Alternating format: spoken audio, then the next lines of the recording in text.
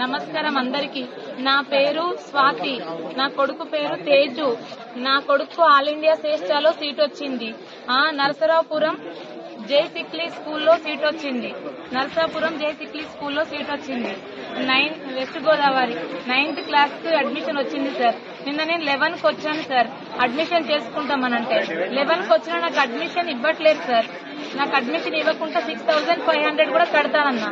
15,000 కడితేనే అడ్మిషన్ ఇస్తామని అన్నారు సార్. ఇవ్వట్లేరు.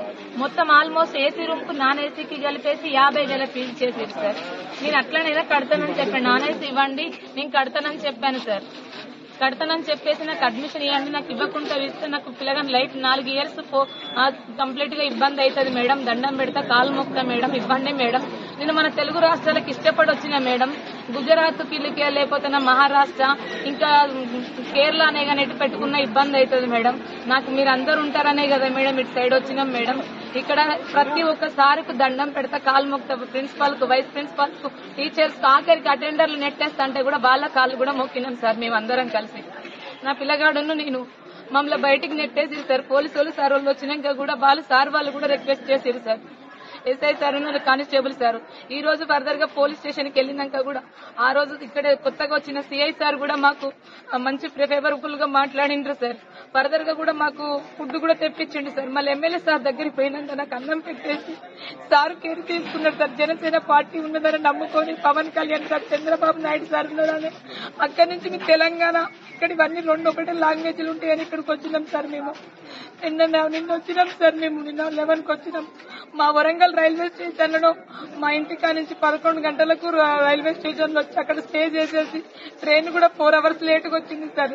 తెల్లవారుజామున 5-10 నిమిషాలకు వస్తే ఇక్కడికి వచ్చేసరికి 11 అయింది సార్. 11:30 వరకు ఇక్కడికి వచ్చేసినాం సార్. మేము 10:30, 11 వరకు ఇక్కడికి ఉన్నాం సార్. మేము ఎట్టి పరిస్థితుల్లో నా కొడుకు సీట్ ఇప్పియండి సార్. అందరు సార్లకు, ఇక్కడ ఉన్న రాజకీయ నాయకులు, ఒక పవన్ కళ్యాణ్ సార్ కు, చంద్రబాబు నాయుడు సార్, అందరు సార్లకు దండం పెడతారా సార్. మిమ్మల్ని నమ్ముకుని వచ్చిన సార్. నేను నా భర్త లేడు సార్. నేను అన్నదను సార్. నేను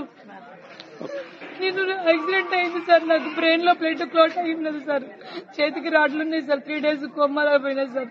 నా భర్తకి సిలిండర్లు మోచేస్తారు. భారతీయ గ్యాస్ లో పనిచేసేది. అల్ల నుంచే చనిపోయింది సార్. కోమాలకు పోయి బతికేలేదు సార్. మా హస్బెండ్ ఒక బిడ్డ ఉంది సార్. ఆమె సోషల్ వెల్ఫేర్ వేసుకునే సార్. ఆమె కూడా ఎగ్జామ్ రాస్తే ఆమెకు ర్యాంక్ ఎక్కువ వచ్చి ఆమెకు సీట్ రాలేదు సార్. నా కొడుకు ఒక్కనికే వచ్చింది సార్. డబ్బులు కట్టట్లేనని సీట్ ఇవ్వని అంటున్నారు సార్. నేను డబ్బులు కట్టలేని పొజిషన్ లో నువ్వు ఉన్నావు కదా, నీకు హస్బెండే లేడు, నీకు ఎట్లా డబ్బులు కడతావు అని అంటే గవర్నమెంట్ తరఫున ఎన్ని పోయినా గానీ ఇంకేం తగిలినా నేను ఇస్తానని కూడా చెప్పాను సార్. నేను ఫోన్ పే కూడా చేయించాను సార్. 3,500 3 గంటలకే ఫోన్ పే చేయించిన సార్. నేను వచ్చినాక నా సర్టిఫికెట్స్ కూడా బాగాలేవంటే గవర్నమెంట్ స్కూల్ మహాత్మా జ్యోతిరావు పులి స్కూల్ నుంచి కూడా సార్ వాళ్ళు కూడా క్లెవర్ స్టూడెంట్ మేడం, ఎట్టి పరిస్థితుల్లో సింగిల్ పేరెంట్, వాళ్ళ మదర్ ఖచ్చితంగా ఇవ్వండి సార్ మేడం. నా తరపున ఎలాంటి తప్పు ఉందో టీసీలో నేను వెళ్ళాను, మళ్ళీ నీకు తెచ్చిస్తాను మేడం, నేను రాస్తా, వాట్సాప్ చేస్తానని కూడా అన్నాడు సార్. అన్న వాళ్ళు సీట్ ఇవ్వట్లేదు సార్.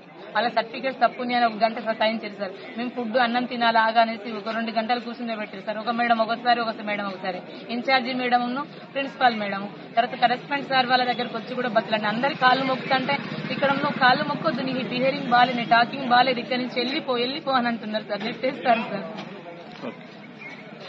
ఎట్టి పరిస్థితుల్లో సీట్ ఇవ్వండి సార్. దండం పెడతారు సార్, కాలు మొక్కుతారు సార్. మా ఎమ్మెల్యే సార్ అనే సార్ మాకు చాలా ఫేవర్ గా ఉండి ఇంత నడిపించింది ఎమ్మెల్యే సార్ కు నా ప్రాధాన్యత వందనాలు సార్.